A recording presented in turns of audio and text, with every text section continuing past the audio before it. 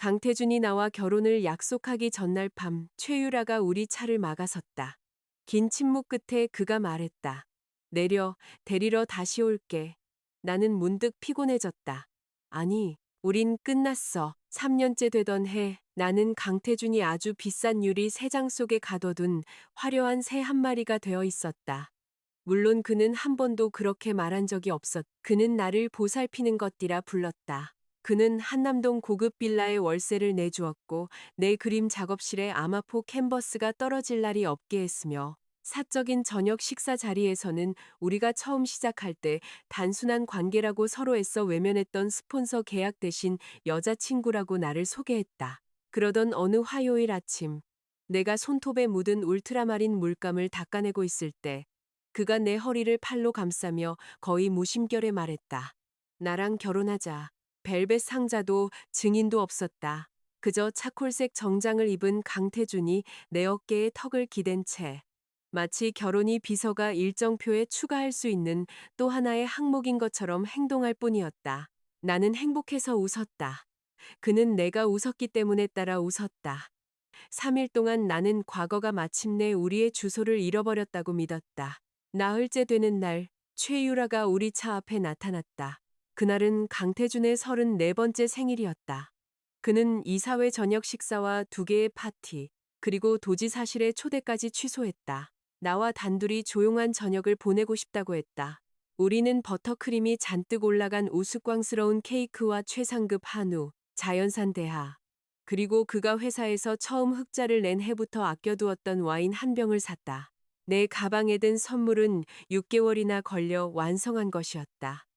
금실로 수선한 부서진 나침반 모양의 수제 청동 문진이었다. 그 아래에는 3년 그리고 41일이라고 새겨두었다. 최유라는 크림색 코트를 입고 가로등 아래에 서서 한 손을 들고 있었다.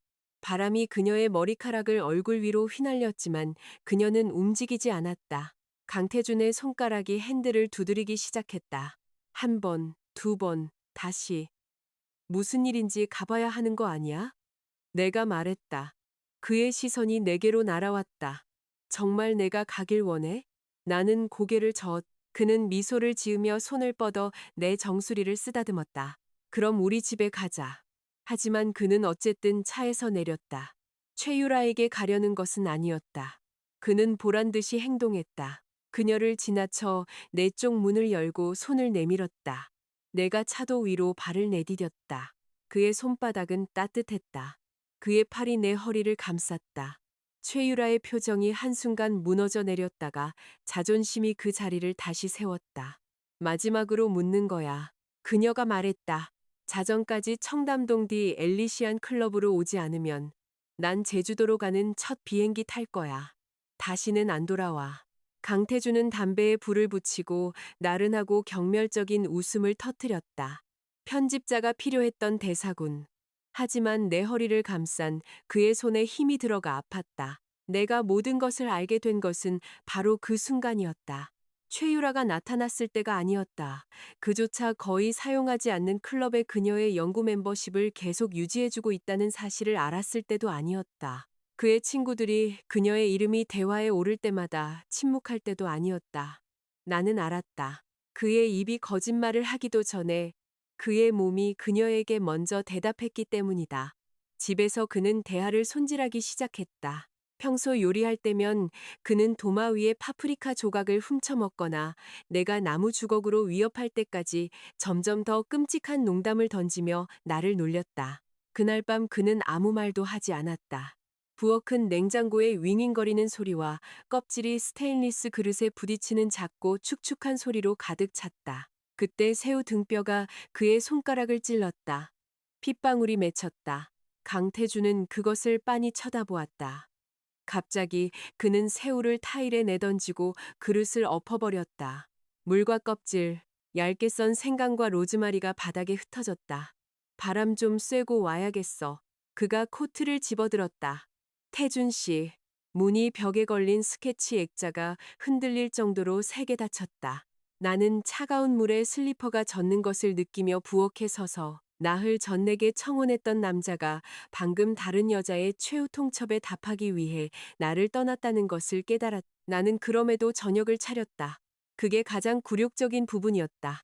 남은 새우를 찌고 감자를 굽고 깍지콩 요리를 마친 뒤 케이크를 식탁 중앙에 놓았다. 나는 해가 질 때까지, 그리고 어둠이 내릴 때까지, 이웃집 창문불이 하나둘씩 꺼지기 시작하는 시간까지 기다렸다. 11시 48분, 모르는 번호로 문자가 왔. 기다리지 마. 그는 안 돌아가. 훔치는 게 아니야. 내 것을 되찾아가는 거지. 나는 그것을 3번 읽었다. 그리고 케이크에 초 4개를 꽂고 불을 붙인 뒤 생일 축하해 라고 속삭였다. 나는 혼자서 촛불을 껐다. 프로스팅에서는 싸구려 바닐라 향수 맛이 났. 음식은 기름지게 굳어 정무라가 되어 있었다. 나는 모든 접시를 검은 쓰레기 봉투에 쓸어 담았다. 도자기가 바닥에 부딪히는 소리는 깊은 만족감을 주었다. 3년간의 사랑과 충성, 그리고 조심스럽게 담아냈던 희망이 그 쓰레기와 함께 버려졌다. 디 엘리시안 클럽. 로비에서 강태준의 친구인 박민혁이 위스키 잔을 든 채 방금 건물에 불이 난 것을 발견했지만 매력으로 스프링클러를 대신할 수 있기를 바라는 남자의 표정으로 나를 맞았다. 서연 씨. 와, 예상 밖이네요. 태준이 형 위에 있나요? 박민혁이 뒷목을 문질렀다. 오늘 밤 최상층은 전체 대관이에요. 유라 씨가 사용하고 있죠. 그가 얼굴을 찡그렸다. 나는 그의 대답이 필요 없었다. 강태준이 나를 위해 열어줄 생각조차 하지 않았던 모든 문을 최유라의 이름은 열었다. 기다릴게요. 내가 말했다. 서연 씨, 스스로에게 이러지 마세요. 스스로에게 뭘 하는 게 아니에요. 무언가를 끝내려는 거예요. 강태준은 다음 날 아침 9시 7분에 전용 엘리베이터에서 나왔다. 그의 셔츠는 구겨져 있었고 눈은 충혈되었으며 넥타이는 사라져 있었다. 그의 옷깃에는 립스틱 자국도 내가 사진 찍어 증오할 만한 극적인 증거도 없었다. 그럴 필요가 없었다. 그는 나를 보고 멈춰섰다. 여기 있었어? 얘기 좀 해. 그는 우리를 집으로 데려다 주었다. 3년 만에 처음으로 나는 뒷좌석에 앉았다. 지하 주차장에서 그는 차에 기댄 채 불 붙이지 않은 담배를 손가락 사이에 끼고 있었다. 우리 끝난 거야? 내가 물었다. 그의 침묵은 2초간 이어졌다. 그것으로 충분했다. 알겠어. 내가 차에서 내렸다. 짐 쌀게. 나갈 필요 없어. 이 빌라 당신 명의로 이전해 줄게. 돈도 보낼 거고. 나는 그를 빤히 쳐다보았다. 엘리베이터에서 연습이라도 했어? 그의 턱이 굳어졌다. 당신이 불편하지 않게 해주려는 거야. 보살핌 같은 거 필요 없어. 난 당신이 집에 돌아오길 바랐을 뿐이야. 서연아. 아니. 내 목소리는 놀랍게도 차분하게 들려 우리 둘 다를 놀라게 했다. 당신은 선택을 했어. 난 그게 선택이 아니었던 척하지 않겠다는 것뿐이야. 나는 여행 가방 2개와 스케치북, 여권, 그리고 작업실 계약서를 챙겼다.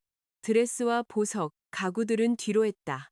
내가 가방을 끌고 그를 지나갈 때 강태준은 나를 막고 싶어 하는 듯 보였지만 그 방법을 잊어버린 사람 같았다.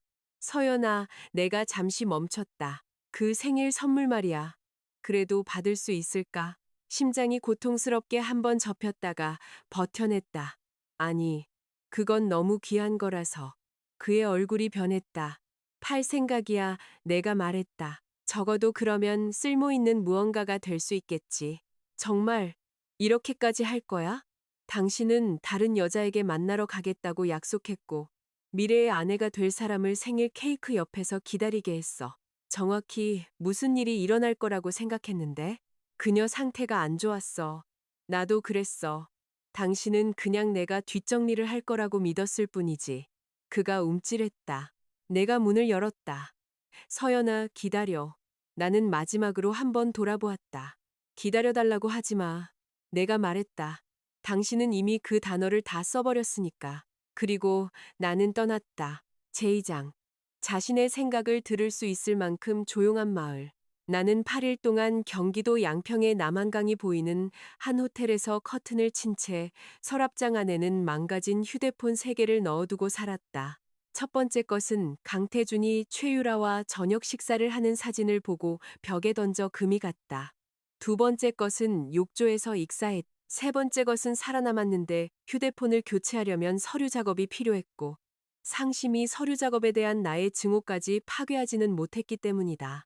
나는 잠을 설쳤다. 발코니에서 담배를 피웠다. 냉장고에 넣는 것을 잊어서 미지근해진 맥주를 마셨다. 모든 꿈은 평범한 것들로 이루어져 있었다. 강태준이 내게 커프스링크를 어디에 뒀냐고 묻는 꿈. 강태준이라 자냐의 가장자리 조각을 훔쳐먹는 꿈.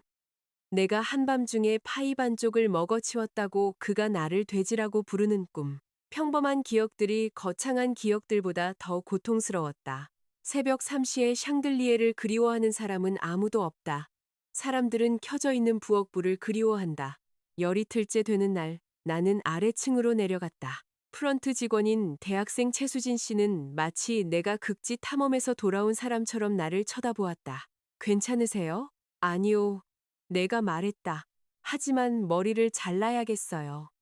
그녀는 세 군데를 추천해 주더니 로비를 가로질러 나를 쫓아와 손바닥에 다크 초콜릿 한 조각을 쥐어주었다. 이거 맛있어요. 너픽스 스위트요. 그 말이 생일 케이크 이후 처음으로 나를 웃게 만들었다. 나는 머리를 폭풍우 같은 푸른 회색으로 염색하고 15cm나 잘라냈다.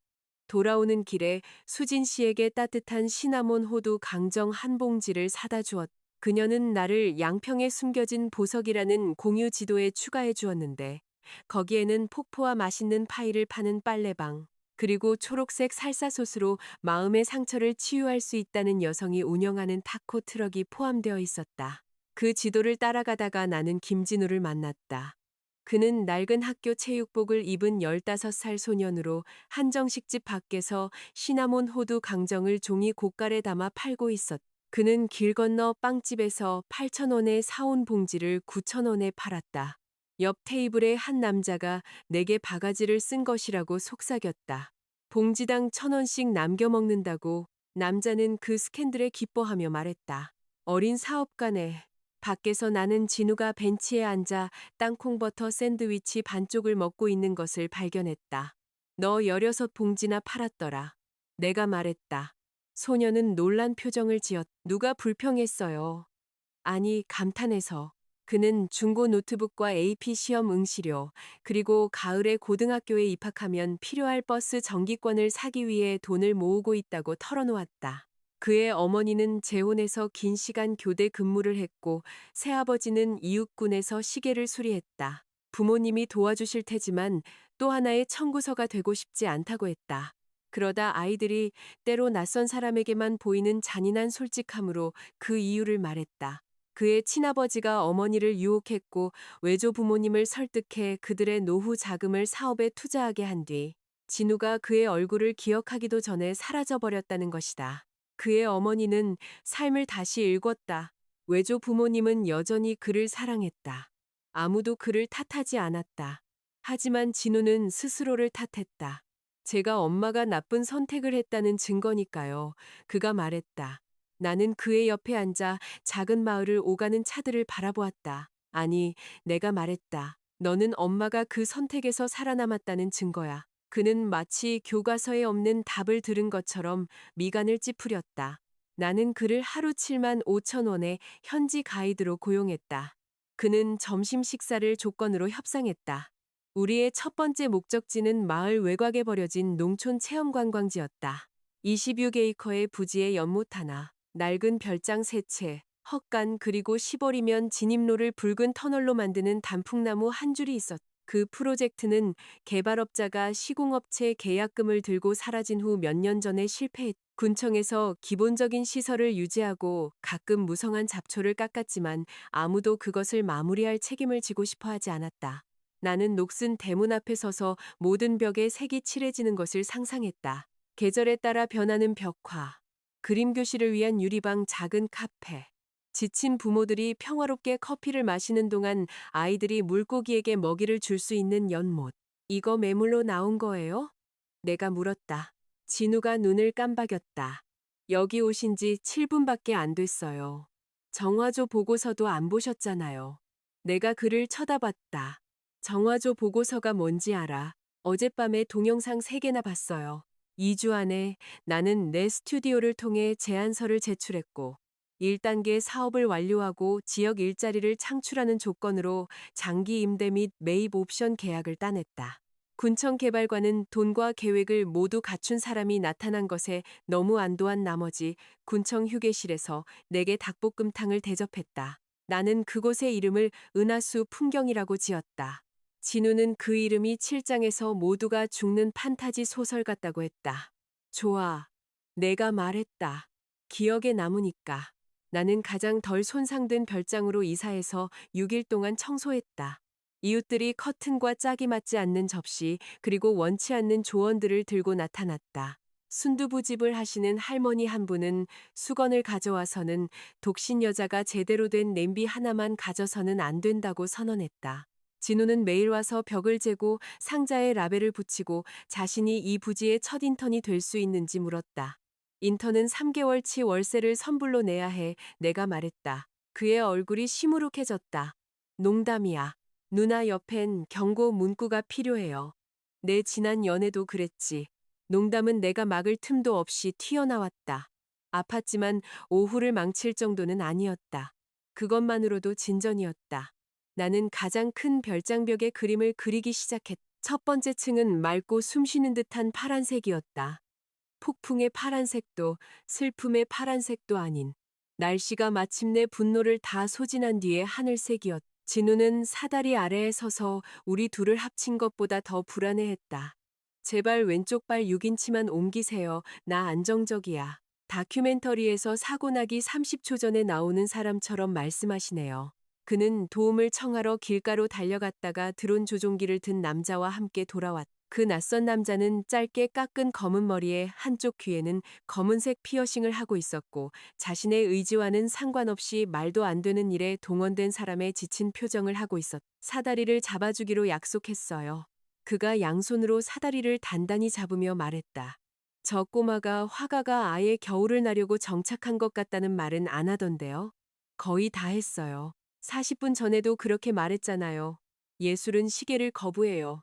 제 방광은 시계를 지지하는데요. 나는 즉시 내려왔다. 그는 별장 쪽으로 사라졌다가 다시 돌아와 진우와 함께 연못가에 쭈그려 앉아 들어오니 바람 속에서 어떻게 안정되는지 설명해 주었다. 그는 아이를 무시하지 않고 모든 질문에 답해 주었다. 내가 가까이 다가서자 그는 비켜섰다. 제 비행 경로에 있어요. 저 가만히 서 있는데요. 가만히 있는 물체는 훌륭한 장애물이죠.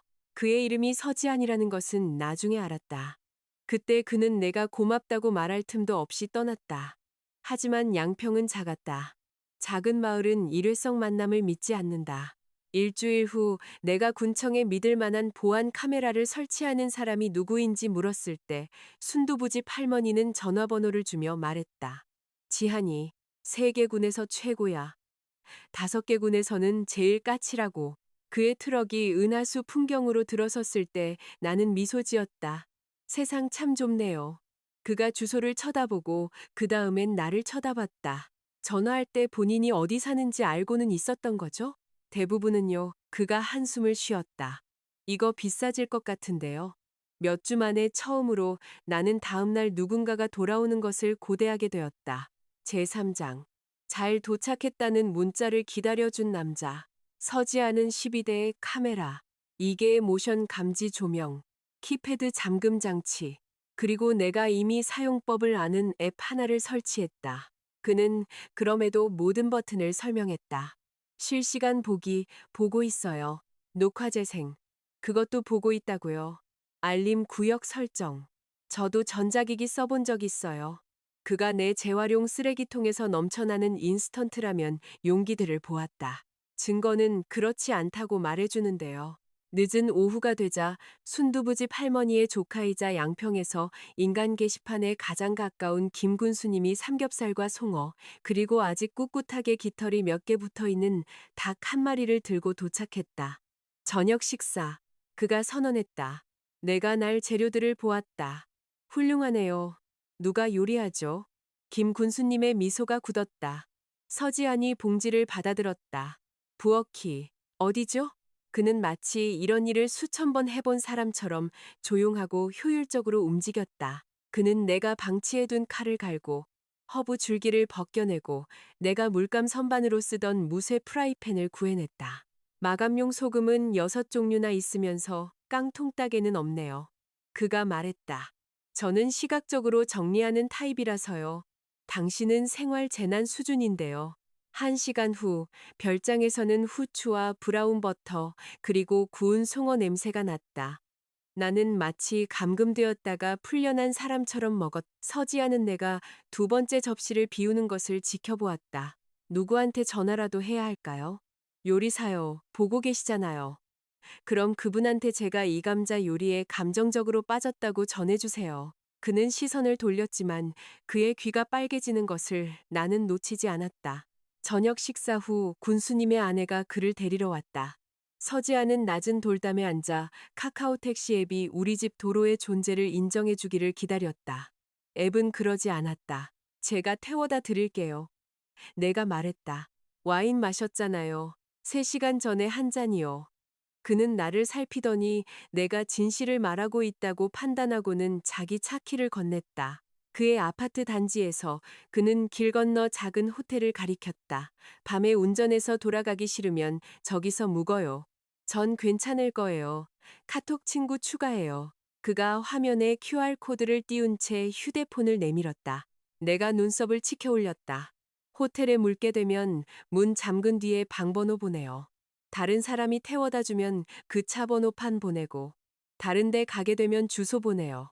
이 동네 관습인가요? 혼자 다니는 여자가 목적지까지 제대로 갔는지 확인하려는 다 큰 남자의 행동이죠. 단 한 번도 누군가 내 잘 도착했다는 메시지를 기다려준 적이 없었다. 강태준에게는 기사와 비서, 보안팀이 있었다. 그는 전화 한 통으로 내 휴대폰 위치를 파악할 수 있었지만 단 한 번도 도착하면 연락해라고 말한 적은 없었다. 서지아는 내 메시지를 받자마자 몇 초 만에 답장을 보냈다. 좋아요. 이중 잠금 장치 꼭 걸고 잘 자요. 다음 날 아침 그는 곰탕과 기가 막힌 깍두기로 유명한 식당에서 아침을 먹자고 나를 불렀다. 그는 내가 연못에 물고기를 키우고 싶다고 말했던 것을 기억하고는 좁은 골목 2개 뒤에 숨겨진 수산시장으로 나를 데려갔다. 그는 수조 옆에 쭈그려 앉아 지느러미와 눈을 확인하는 동안 나는 긍정적으로 보이는지에 따라 비단잉어를 골랐다. 저건 곰팡이병 걸렸네. 그가 말했다. 오해받는 것처럼 보이는데. 전염성이야. 알았어요. 그럼 저 명랑한 주황색으로 하죠. 서지안의 삶은 하나의 직함으로 깔끔하게 정리되지 않았다. 그는 미슐랭 출신 셰프가 있는 작은 식당을 소유했고 보안 및 드론 영상 촬영 회사를 운영했으며 대기업과 계약할 여력이 없는 농장들을 위한 관계 시스템을 설계했다. 그는 가족의 돈 없이 그리고 피로를 개성인 척하지 않으면서 이 3가지 사업에 천천히 투자해왔다. 그는 그 주의 은하수 풍경에 몇 번 더 왔다.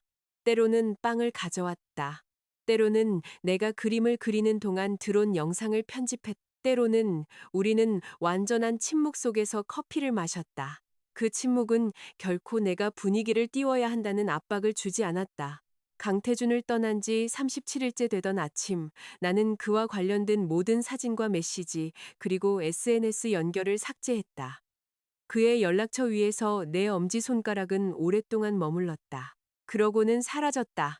나는 슬픔이 방을 갈라놓을 것이라 예상했다. 대신 배달 기사가 서지안의 식당에서 보낸 매운 갈비찜과 콜리플라워 요리를 들고 문을 두드렸다. 서지안 사장님께서 직접 손에 전해드리라고 하셨습니다. 기사가 보고했다. 그리고 또 점심 걸으면 다음엔 자쭉 보내실 거라고도 하셨습니다. 그거 협박인데요. 의도된 것 같습니다. 서지아는 어떤 음식이 가장 좋았는지 물었다. 갈비찜. 삼겹살찜은 별로? 난 기름진 고기 안 좋아해. 그가 개인적으로 모욕을 당한 듯 보였다. 그건 기름이 아니야. 캐러멜화된 건축물이지. 당신 건축물은 출렁거리던데. 그는 3일 동안 그 점에 대해 논쟁했다. 나흘째 되던 날, 그가 내게 보낸 메뉴에서 삼겹살찜이 사라졌다.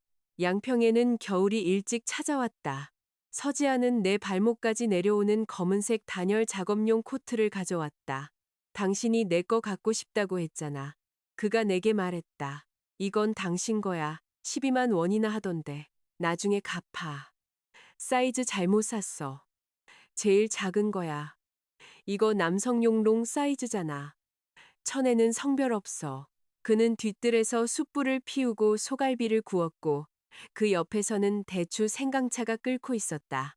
그가 어머니가 생존을 위해 결혼할 필요가 없도록 요리를 가르쳤다고 말했을 때 나는 마시던 차의 사례가 들릴 뻔했다. 굉장히 진보적이시네요. 실은 요리할 줄 아는 남자가 분별 있는 여자를 곁에 두게 할 가능성이 더 높다고 하셨지. 그건 덜 진보적인데요. 그게 더 정확하지. 나중에 음식과 온기에 나른해진 나를 그가 침실 쪽으로 이끌었다. 그는 문 앞에서 멈췄다. 자, 그가 말했다. 난 정리하고 갈게. 손님 방에서 자도 돼. 그의 시선이 날카로워졌다. 내 의도를 만들어내기보다는 확인하려는 듯했다. 침대를 제공하겠다는 거야. 내가 말했다. 반전을 제안하는 게 아니라, 좋아. 난 작가들 안 믿거든. 다음 날 아침 그는 가구 없었다. 부엌은 깨끗했다. 냉장고에는 아침 식사와 함께 메모가 기다리고 있었다. 90초 데울 것. 9분 아님. 당신이 음식에 무슨 짓을 하는지 봤음. 나는 너무 크게 웃어서 진우가 헛간에서 무슨 일이냐며 달려올 정도였다. 지한 씨. 내가 말했다. 진우의 눈이 커졌다. 그럴 줄 알았어요. 뭘? 누나 좋아하잖아요. 그는 부엌 화재 예방을 좋아하는 거야. 30대 넘은 남자들한텐 그게 그거예요. 나는 그에게 물감 묻은 헝겊을 던졌다. 내 작업은 조금씩 다시 돌아오기 시작했다. 첫 번째 벽화를 끝내고 이어서 두 번째를 완성했다. 춘천의 한 갤러리에서 새로운 시리즈를 요청해 왔다. 한 가족이 진우가 올린 사진을 보고 개인적인 주말을 보내기 위해 별장을 예약했다. 배관 공사가 끝나지 않아서 거절했. 서지아는 그것이 내가 한 첫 번째 재정적으로 현명한 일이라고 말했다. 나는 예전에 그림 한 점을 8천만 원에 팔았다고 말했다. 그는 그런데도 당신 샤워기 배수구는 오르막길을 향해 있네. 라고 했다. 그는 나를 무방비 상태로 취급하지 않으면서도 내가 유능하다고 느끼게 해주었다. 그의 곁에는 배고프고 피곤하고 우스꽝스럽고 가끔은 틀릴 수 있는 공간이 있었다. 그것은 강태준의 다이아몬드보다 더 위험했다. 아무것도 요구하지 않는 친절은 여자가 머물고 싶게 만들 수 있기 때문이다. 제4장. 미래로 바꾼 선물. 청동 나침반은 원래 강태준의 책상을 위한 것이었다. 대신 나는 그것을 서울의 한 디자인 브로커를 통해 1억 8천만 원에 팔았다. 그 가격은 나조차도 놀라게 했다. 구매자는 금으로 수리된 부서진 도구라는 이야기가 마음에 든 수집가였다. 그는 진실을 몰랐다. 그 금선들은 강태준이 처음으로 이유 없이 외박했던 날, 내가 작업실 건너편으로 던졌던 내 스케치북의 균열을 본떠 만든 것이었다. 나는 수익금의 절반을 지역교육재단에 기부하고 나머지는 은하수 풍경의 첫 번째 건설 단계에 쏟아부었다. 판매 서류에 서명하기 위해 서울로 가야 했다. 서지아는 나를 공항까지 데려다주고 올리브 나무 구슬로 만든 팔찌를 건네주었다. 불안할 때 손으로 만지작거릴 거. 나 불안하지 않아. 당신 탑승권 6번이나 다시 정리했어. 난 체계적인 거야. 당신 지금 진동하고 있잖아. 그는 내가 보안 검색대로 들어갈 때까지 기다렸다가 떠났다. 다음 날 아침 브로커 사무실에서 나는 마지막 페이지에 서명하고 서류 폴더를 닫았다. 문이 열렸다. 박민혁이 네이비색 정장을 입고 우연이라고 하기에는 너무나 조심스러운 미소를 지으며 들어왔다. 한서연 씨, 사라지셨네요. 이사했어요. 태준이 형, 위층에 있어요. 묻지 않았는데요. 당신 여기 온 거 알아요. 그럼 제가 떠날 거라는 것도 알겠네요. 박민혁이 한숨을 쉬었다. 당신 떠난 이후로 그 집에 다시는 안 돌아왔어요. 그건 유지보수 문제처럼 들리네요. 나는 뒤돌아보지 않고 아래층으로 내려갔다. 23층 테라스에서 강태준은 내가 누빔 코트를 입고 푸른 회색 머리를 한쪽 어깨 너머로 닦고 서지안의 팔찌가 손목에 부드럽게 부딪히는 모습을 보며 광장을 가로지르는 것을 지켜보았다. 나는 그것을 나중에 민혁 씨에게서 들었다. 또한 강태준이 와인 반병을 마시고는 그녀가 날 보지 않겠다는 건가? 라고 물었다는 것도 알게 되었다. 마치 거절이 회사 방침을 위반한 기상이변이라도 되는 것처럼 그가 아직 몰랐던 것은 최유라가 내 옛날 사진 한 장을 온라인에 올렸다는 사실이었다.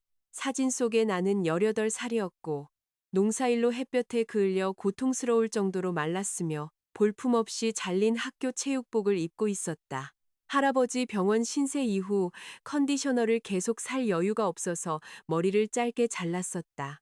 최유라는 이렇게 캡션을 달았다. 한서연 씨는 예전부터 변신에 능했군요. 지금 버전은 누가 돈을 대줬는지 물어봐도 될까요? 그 게시물은 추악했다. 또한 유용했다. 강태준은 그 소녀를 알아보았다. 8년 전 그가 지방대학에 다니던 1년 동안 거의 모르는 동급생 하나가 병원에서 그에게 전화를 걸어 400만 원을 빌려달라고 부탁했었다. 할아버지가 돌아가시고 있었다. 의사들은 치료가 그를 살릴 수는 없고 단지 시간을 벌어줄 뿐이라고 내게 말했었다.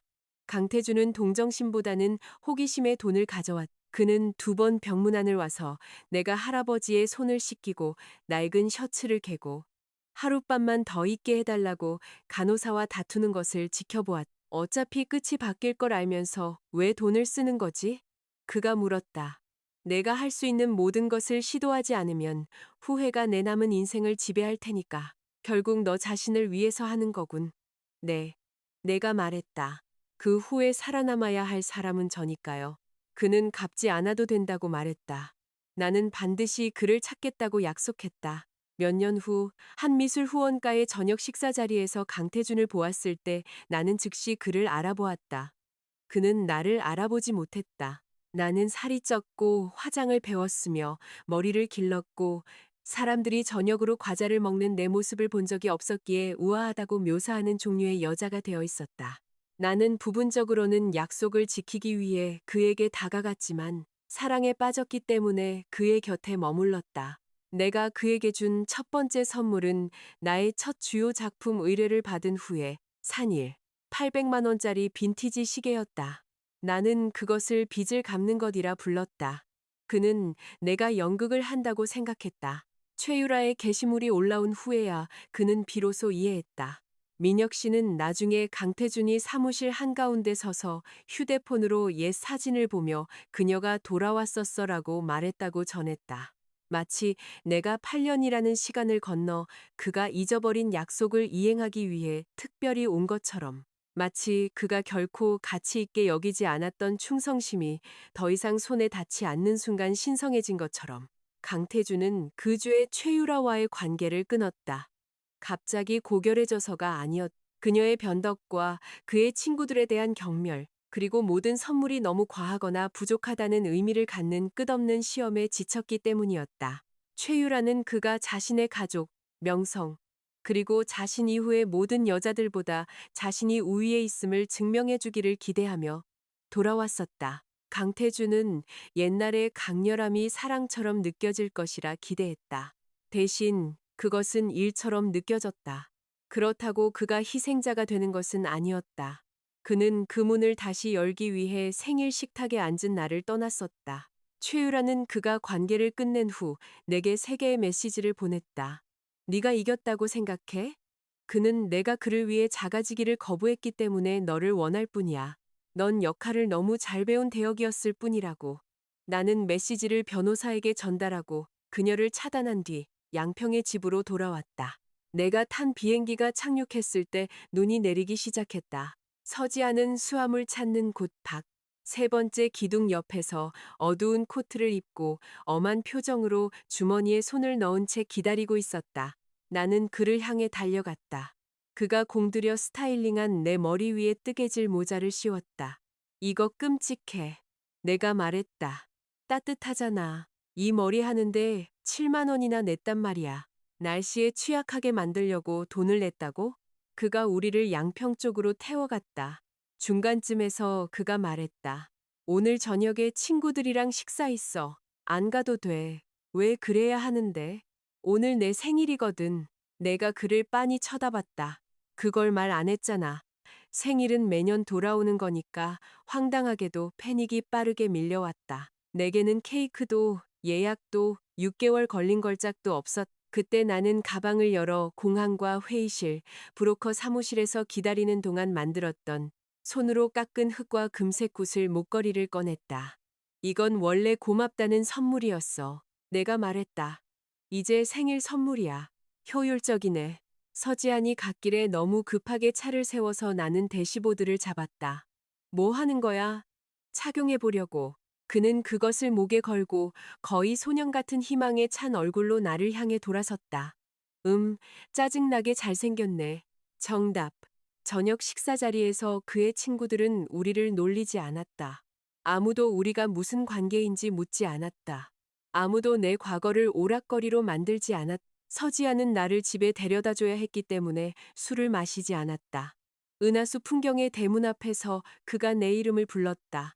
내가 돌아보았다. 그가 가까이 다가오더니 내가 선택할 수 있는 충분한 공간을 남겨두고 멈췄다. 당신이 떠난 날 그가 말했다. 나 자신에게 약속했어. 만약 당신이 돌아오면 무적인 척하는 대신 솔직하게 말하겠다고. 심장이 쿵쿵 울렸다. 나 당신 좋아해, 서연 씨. 내가 만든 구슬이 그의 옷깃 아래로 미끄러져 나와 현관 불빛을 받았다. 나는 그의 코트 앞자락을 잡고 그에게 키스했다. 그는 심장이 반박자 멎는 듯 멈칫하더니 겨울밤을 가르는 웃음과 함께 나를 땅에서 들어올렸다. 처음으로 선택받는다는 것이 다른 여자와의 경쟁에서 이기는 것처럼 느껴지지 않았다. 그것은 우리 둘 다 잃을 필요가 없는 어딘가에 도착한 것 같은 느낌이었다. 제5장. 역사와 집의 차이. 서지안과 나는 약속으로 시작하지 않았다. 우리는 규칙으로 시작했다. 갈등 중에 사라지지 않기. 서로의 메시지를 엿보지 않기. 아무도 요청하지 않은 극적인 희생하지 않기. 감정적인 문제를 돈으로 해결하지 않기. 침묵을 동의나 용서 혹은 합의로 간주하지 않기. 마지막 규칙은 당신이 오토바이를 무서워해서 만든 거지? 그건 관계의 경계선이 아니야. 내가 그걸 무서워한다면 맞는 말이지. 그건 교통수단 차별이야. 헌법재판소에나 가서 따져. 그는 내 이마에 키스하고는 2주 뒤 내게 말도 없이 오토바이를 팔아버렸다.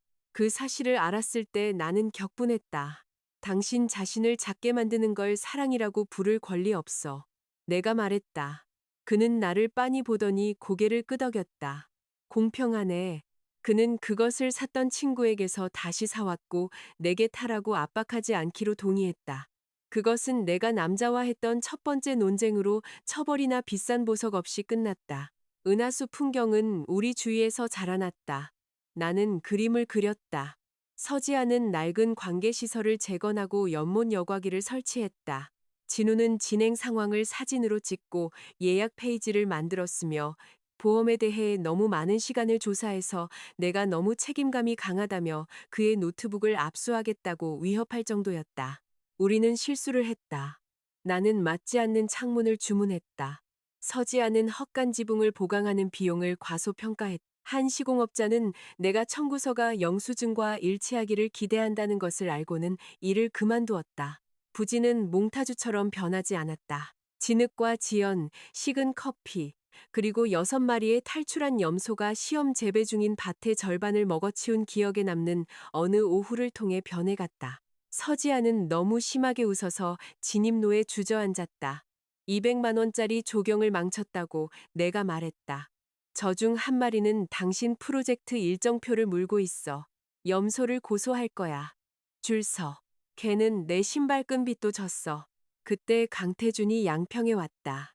서지안과 내가 연못에 무릎까지 들어가 연꽃 뿌리를 뽑고 있을 때 검은색 SUV 한 대가 대문에서 멈췄. 강태준은 진흙에 전혀 어울리지 않는 캐시미어 코트를 입고 내렸. 그의 얼굴은 날카로워져 있었다. 그는 더 말랐고 잠을 설친 듯 보였으며 지리의 존재 자체에 분노한 듯 했다. 서연아. 서지한이 연못에서 먼저 나왔다. 강태준이 내게 손을 뻗었다. 서지한이 그를 막았다. 대치는 너무나 빠르게 싸움으로 번졌다. 강태준은 정식으로 훈련을 받았다. 서지한은 예전에 생활비를 벌기 위해 술집 싸움을 말려본 남자의 실용적인 공격성을 가지고 있었다. 그들은 진흙탕에 빠지고 비싼 옷을 망가뜨렸으며 내가 소리치는 모든 지시를 무시했다. 강태준이 서지안을 향해 주먹을 휘두르자 내가 그들 사이에 끼어들었다. 그만해. 강태준의 주먹이 내 어깨에서 몇 인치 앞에서 멈췄다. 그의 얼굴이 하얗게 질렸다. 나는 서지안에게 돌아섰다. 안으로 들어가줘, 제발. 서지안의 입에서는 피가 나고 있었다. 그는 강태준을, 그리고 나를 보았다. 당신 혼자 저 사람과 두지 않을 거야. 그럼 현관 옆에 서 있어. 하지만 싸우지는 마. 강태준은 내가 서지안의 가슴에 댄 손을 빤히 쳐다보았다. 저자야? 그가 물었다. 나를 떠나고 만난 게 고작 이거야? 난 누구를 위해 당신을 떠난 게 아니야. 넌 6주 만에 나를 대체했어. 아니, 난 하룻밤 만에 우리를 끝냈어. 내 남은 인생은 그 후에 시작된 거고. 그는 마치 내가 자기를 때린 것처럼 움찔했다. 강태준은 SUV를 열고 큰 포트폴리오 케이스를 꺼냈다. 안에는 내가 그 빌라에 두고 온 그림들이 있었다. 그의 손, 비행기 창가에 기대 잠든 그의 옆모습, 도시의 스카이라인 앞에 서 있는 그의 뒷모습에 대한 습작들이었다. 하나는 그의 30번째 생일을 위해 만들었지만 주지 못했던 그림책이었다. 그것은 진짜 새들은 날아가 버릴까봐 두려워 유리 새들을 모으는 외로운 왕의 이야기였다. 이거 당신이 만들었어? 그가 물었다. 응. 날 사랑했구나. 그랬지. 그는 안도하는 듯 보였고 그게 나를 화나게 했다. 과거형은 초대장이 아니야, 태준 씨. 난 당신이 누군지 몰랐어. 정말로. 알 만큼은 알았잖아. 내가 기다렸다는 것도 알았고 당신이 청혼했다는 것도 알았어. 유라 씨가 최후 통첩을 보냈고 당신이 어쨌든 떠났다는 것도 알았고 그녀가 사라지겠다고 협박했어. 그리고 나는 그러지 않았지. 그래서 내가 버리기 더 쉬웠던 거야. 그의 입술이 벌어졌다. 몇 년 동안 강태준은 위기를 사랑했다. 위기가 그를 필요한 존재로 만들어 주었기 때문이다. 최유라는 그에게 감정적인 비상사태를 주었다. 나는 그에게 안정감을 주었다. 그는 하나를 열정으로 다른 하나를 각오로 착각했다. 내가 잘못 선택했어. 그가 말했다. 당신은 그 순간에 당신이 원했던 것을 정확히 선택했어. 난 지금 당신을 원해. 그 말은 잔인하게도 무기로서도 아닌 쉽게 나왔다. 내 뒤에서 서지안이 아주 조용해졌다. 당신은 저 사람을 몰라. 강태준이 말했다. 나는 그가 내가 화났을 때 만지기 전에 물어본다는 걸 알아. 내 안전도착 문자를 기다려준다는 것도 알아. 그가 화를 내도 방을 위험하게 만들지 않는다는 것도 알아. 내가 무력해야 자기가 중요하다고 느끼는 사람이 아니라는 것도 알아. 강태준은 은하수 풍경에 벗겨진 벽과 공사 트럭, 낡은 연못, 내 중고벤을 쳐다보았다. 이게 그가 당신에게 줄 수 있는 전부야. 나는 한 번 웃었다. 이건 내가 지은 거야. 그 대답은 어떤 모욕보다도 더 강하게 밝혔다. 강태준은 항상 내 삶이 현재 나를 사랑하는 남자가 꾸며준 방이라고 가정했었다. 그는 내가 그 아래의 땅을 소유할 수 있을 거라고는 상상도 하지 못했다. 그는 해가 진 후에 떠났다. 서지아는 SUV가 사라질 때까지 기다렸다가 다가왔다. 괜찮아? 그가 물었다. 모르겠어. 그가 고개를 끄덕였다. 혼자 있고 싶어? 그 조심스러운 질문이 강태준의 도착보다 더 아팠다. 나는 서지안의 셔츠를 잡았다. 아니, 그가 나를 안았지만 그의 어깨에는 긴장이 서려 있었다. 당신한테 화난 거 아니야. 그가 말했다. 당신이 혼자만의 공간이 필요하다고 결정하고 우리 둘을 위해 혼자 결정을 내릴까봐 두려운 거야. 난 잘못한 거 없어. 알아? 내가 그를 부른 게 아니야. 그것도 알아. 그럼 왜 내가 신문받는 기분이 들어야 하지? 서지안의 표정이 부드러워졌다. 당신이 몇 년 동안 다른 사람들의 선택에 대해 비난받으며 살았기 때문이야. 그 진실이 무언가를 터뜨렸다. 나는 그의 가슴에 얼굴을 묻었다. 돌아가고 싶지 않아. 알아. 당신이 그와 경쟁하길 원하지 않아. 다행이네. 난 캐시미어가 끔찍하게 안 어울리거든. 나는 그의 셔츠에 대고 웃었다. 그가 내 턱을 들어 올렸다. 일어난 일에 대해 슬퍼해도 돼.